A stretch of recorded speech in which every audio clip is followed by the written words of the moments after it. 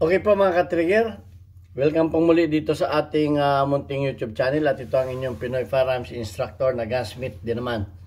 Bago ako bumati at magpasalamat ay gusto ko lang munang basahin ang ating content ngayon mula sa katanungan ni Apollo Manahan.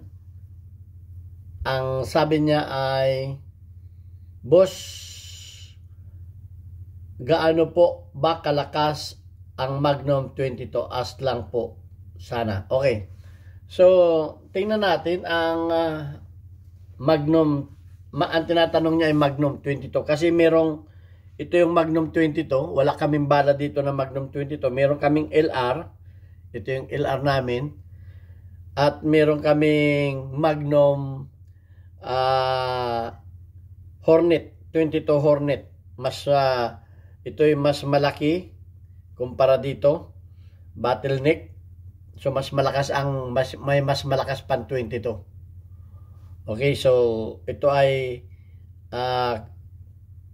kumbaga ito ay sunod na dito sa 22 LR at titingnan natin kung ano ba ang effective range pa din ito. So bago yan ay gusto ko lang muna kayong pasalamatan sa inyong pagda-like at pag-share ng ating mga videos. Dahil nakakatulong naman kayo para madagdagan at dumami ang ating mga subscribers. At maraming salamat do sa mga hindi nag-skip ng ads dahil nadadagdagan yung ating revenues. Dahil ang ating kita sa YouTube channel ay nakalaan sa mga beneficiaries natin. Meron tayong 6 na estudyante na tinutulungan na anak ng mga single parent. At maraming salamat din do sa mga nagpadala dito sa ating GCash number. Huwag po ninyong tawagan yan para bumili ng baril. Wala po kaming pinagbibili ng baril. At hindi po yan sumasagot sa tawag. Yan po yung aking anak. Dahil sa dami na tumatawag, ayaw niyan sagutin. Dahil bumibili ng baril. Mag-message lang kayo kung kayo ay may papaabot na tulong sa ating mga beneficiaries para ma-recognize kayo. Kagaya ni Sir Nolipis America. Maraming salamat, Sir, sa regular mong pagtulong sa ating mga beneficiaries. Pagpalain ka ng ating Panginoon. Okay. Gaano ba kalakas ang Magnum 22? So, kung ikukumpara natin ang Magnum 22, kasi maraming nagtatanong, pwede ba yung pang self-defense, pwede pa yung pang home defense? Ang masasagot ko dyan, kahit anong baril, kasi may nagtanong din, 380, kahit anong baril, pwede ninyong pang self-defense at pang home defense. Yung ang walang baril, patalim, pwede. Basta't alam ninyong gamitin. Ang problema lang dyan, yung stopping power. Siyempre, kung ang nakatapat ninyo ay mas malaking caliber, ay mas malaking stopping power at naunahan kayo, ay di siyempre, talo na kayo. Pero kung kayo naman ang nakauna, ay siyempre, nakalamang naman kayo. So, ang importante talaga dyan, kung kayo ay may firearms, ay alam ninyong gamitin. Hindi yung pan-display lamang. O, pang ano lang. Kumbaga, pang show. Dapat alam ninyong gamitin ang inyong mga firearms. Yun ang importante dyan. Kahit pa yan ay 22, kahit pa yan, at alam ninyong ang diskarte. So, mas maganda talaga yung may training. So, tingnan na natin ang gaano ba kalakas ang Magnum 22. Kung ikukumpara natin ang Magnum 22 sa mga 9mm, less ang stopping power ng Magnum 22. Dahil nga ito ay mas maliit. Siyempre, pag malaki ang bala, ay malakas ang stopping power. Pero sa penetration, ay mas malakas, maano ang penetration nito. So, para natin yan mapatunayan, dahil baka merong hindi naniniwala sa atin, ay tingnan natin ang Google.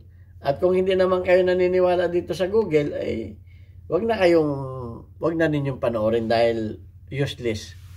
Kung hindi kayo naniniwala. At yung iba, inaaway ako.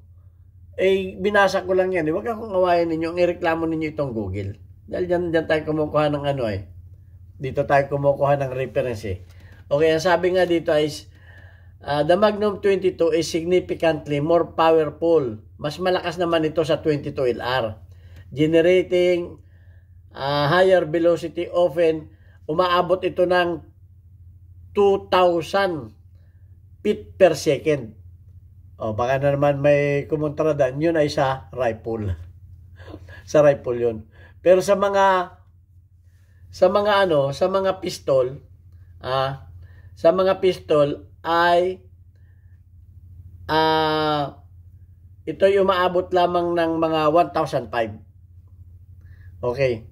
So, mas malakas pa rin ang velocity nito sa sa mga ang speed nito sa mga 9mm sa mga pistol. Kasi ang mga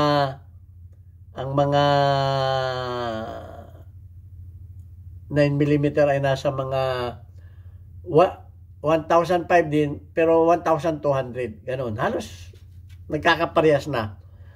Depende yan kasi sa bigat ng bala. Kasi ang bigat ng lang nito, 40 grains, 50 grains lang ang bigat ng head nito eh. O ay ang naman, ang 9mm naman ay mga 115. O pareho ang bilis. Ay di pag tumama yung malaki, ay di mas malakas ang stopping power nun, maliwanag. Okay. Sabi nga, this makes more effective for varmint hunting. Kaya ito ay paborito ng mga hunter eh. Doon sa mga small games hunter, mga varmint o yung mga malalaking daga sa mga wala yata sa Pilipinas nito eh. Yung salot sa mga farm ng mga Amerikano, kaya ginagamit nila ito sa varmint hunting. And with proper shot replacement, available option. Ang available option nito ay pang self-defense, having less stopping power than a larger caliber. Pero ang main advantage nito ay include combination of power for its size, low recoil. Low recoil naman ito. Siyempre pag low recoil ay mas mabilis mo namang iputok. Mabilis ang follow up. Okay, so yun naman ang naman ito, ang mga advantage. And less over penetration risk compared to a larger round. Okay. Ang velocity nito, ito na ang velocity. Magnum 22 rounds typically exceed 2,000 feet per second. While yung 22 LR ay nasa mga between 1,000 lang, 1,200. So, doble.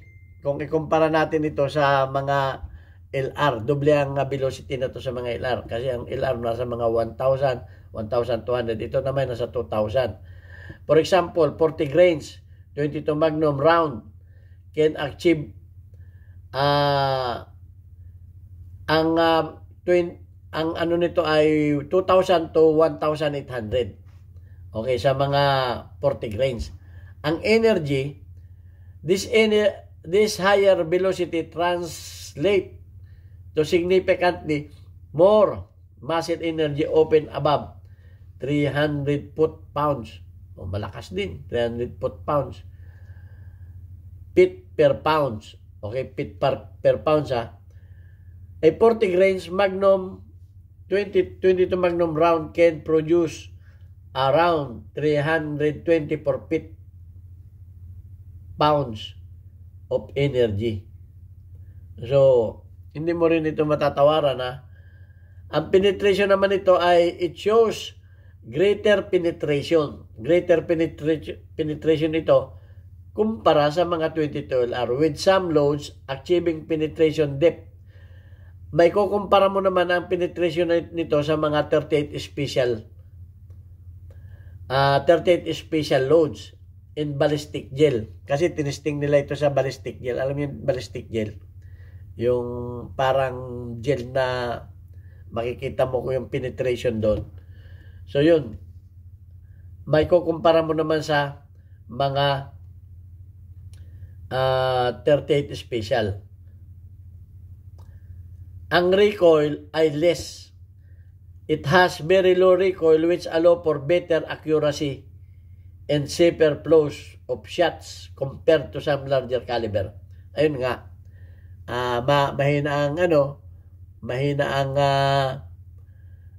ang recoil, kaya mabilis mong may puputok. Siyempre, pag malakas ang recoil, mas mabagal mong iputok. So, yan naman ang ano. Kagaano kalakas talaga ito?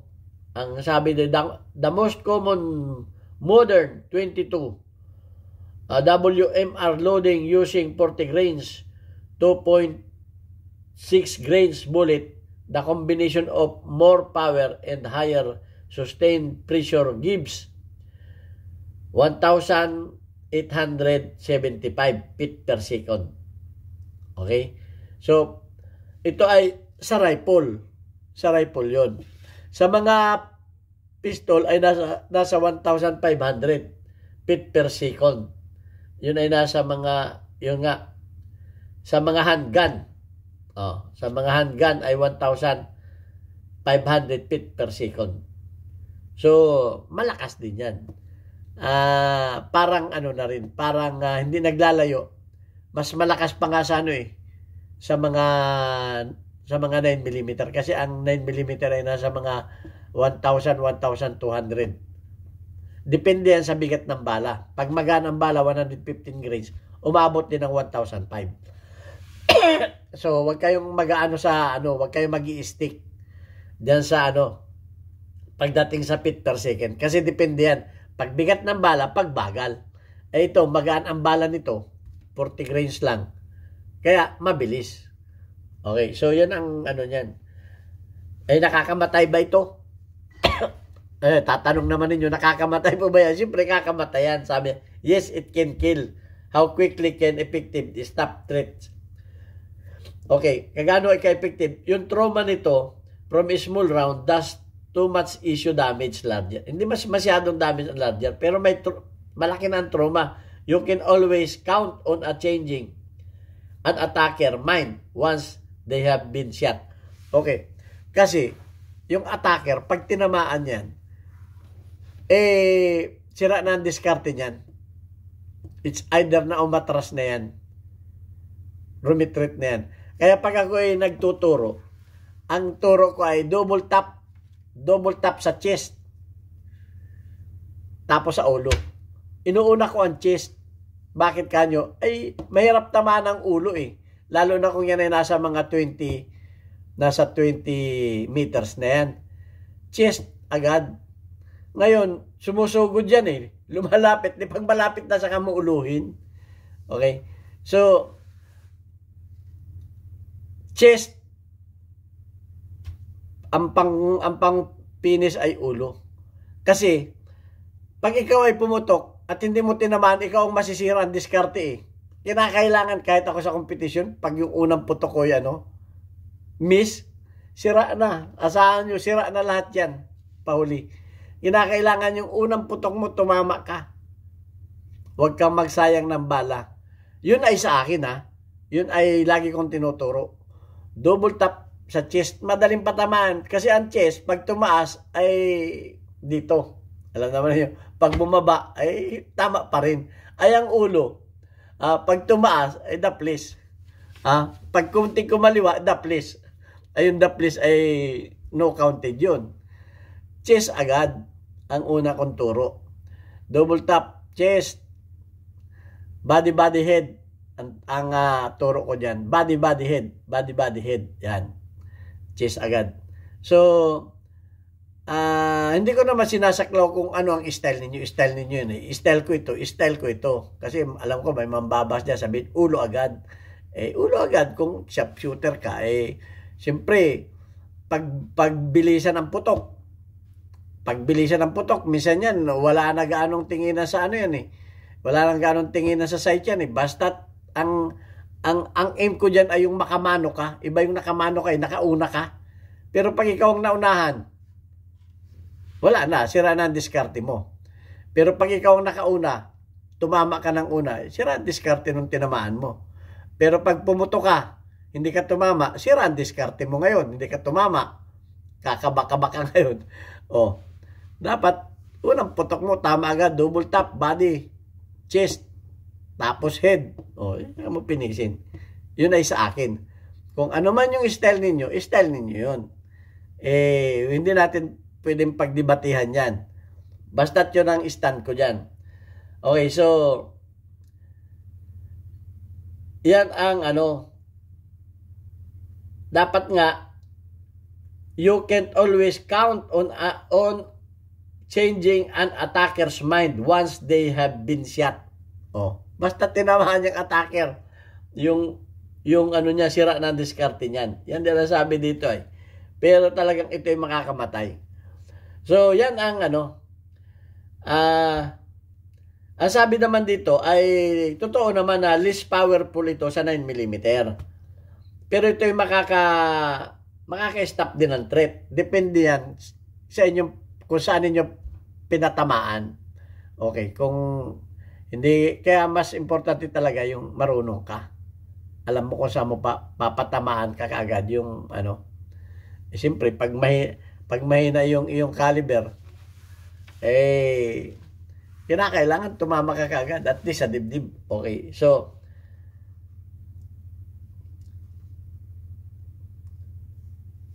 ang sabi, which can affect its effectiveness in self-defense scenarios. O makaka-affect din sa self-defense ang defense, depende sa scenario. Pero dapat talaga, patamaan mo agad sa unang putok o dalawang putok, tamaan mo ka kaagad. Yan ang importante niyan. So, tingnan natin ang ano nito.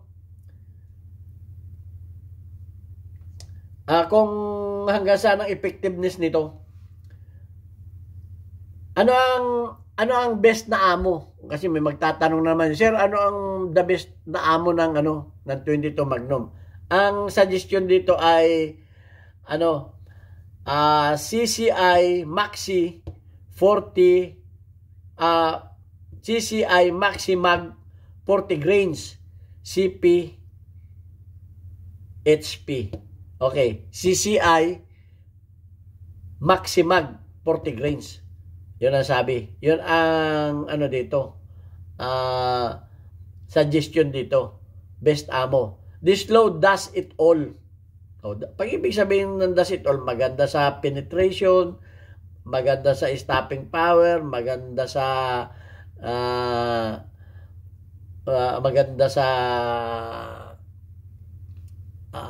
tawag dito. Maganda ang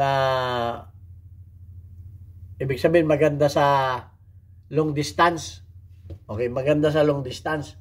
Okay, kahit nasa malayo. Offering shooter the stopping power. Maganda rin itong magandang stopping power to make on coyotes. Ayun yung coyotes. Ito yung mga hayop na binabaril na while still being affordable enough for high volume shooting for small game hunting. Okay, sa mga hunting, mas maganda ito. Maganda ito sa rifle, maganda sa pistol, sa mga handgun. 'Yun ang sabi dito. So ayan. Magnum 22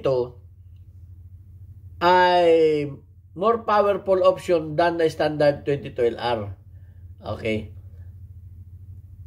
Ang lakas ng putok nito ay umaabot ng 160 decibel. Kumpara mo sa mas malakas ang nito, ang putok.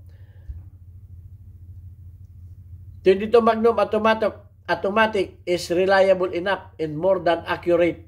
Maganda rin ito sa accuracy. Yun ang nakalimutan kanina. Accurate enough. Penetration is good enough with a 45 grains. Yun. Yung 45 grains, magandang penetration dahil mas mabigat yun eh. So, yan ang mga dito. At ito ay pagdating sa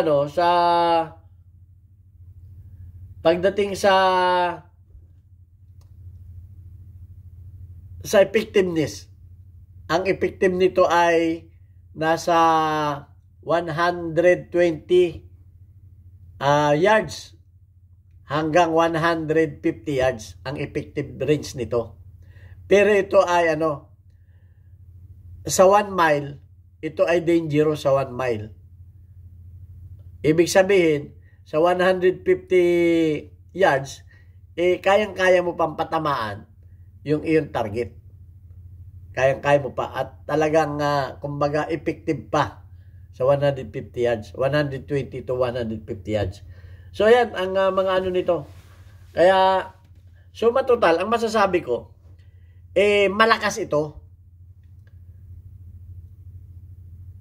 At ang importante, kung gagamitin natin ito sa self-defense o home defense, alam natin gamitin. At importante siyempre, yung mga baril natin ay may lisensya. Ano man ang mangyari, may license yung baril natin. Walang dagdag na kaso.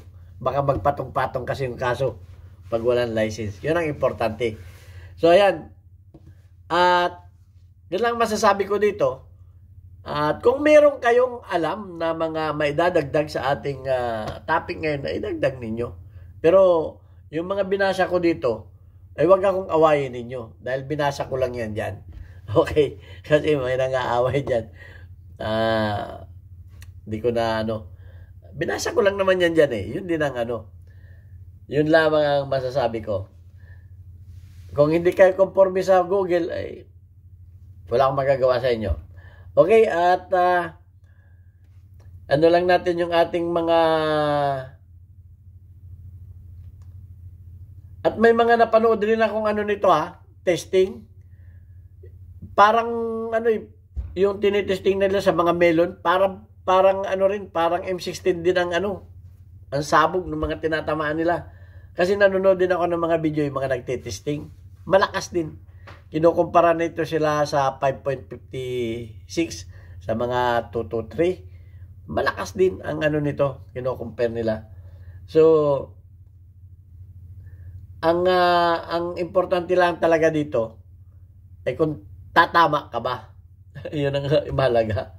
Tatama ka ba? Dahil ang katuwiran ko, kahit pa larger ang iyong hindi ka naman tumatama, tatalunin ka nito. Kung hindi ka tumatama, importante talaga kung tayo magpa-firearms, alam natin gamitin. Alam natin ang batas, alam natin gamitin, alam natin kung saan natin patatamaan. At buo ang loob. Okay, so yan. Ito na ating community spotlight. Oy, may bago na. Shout out kay Durande Pilotero. Meron kang 47 engagement. Shout out kay Chocolate_boy. Meron kang 34 engagement. Shout out kay Norman Paul, meron kang 53 engagement. Shout out kay Don Rani, meron kang 16 engagement. Shout out kay Rinaldo Arsenio, meron kang 72 engagement. At shout out sa mga kababayan ko sa Pinamalayan Oriental Mindoro. Yan may bago na tayo niyang Papa Burger. Matatagpuan ninyo doon sa dati kong Masisiyap, Alvarez Street, Pinamalayan Oriental Mindoro. Meron tayo, ang burger dyan ay buy one take one, 40 pesos lang. At marami pang mga pagkain dyan. 24/7 bukas, kahit brown out, may generator yan. Okay, God bless. Pwede kayo magpa-deliver dyan. Maraming salamat sa inyo.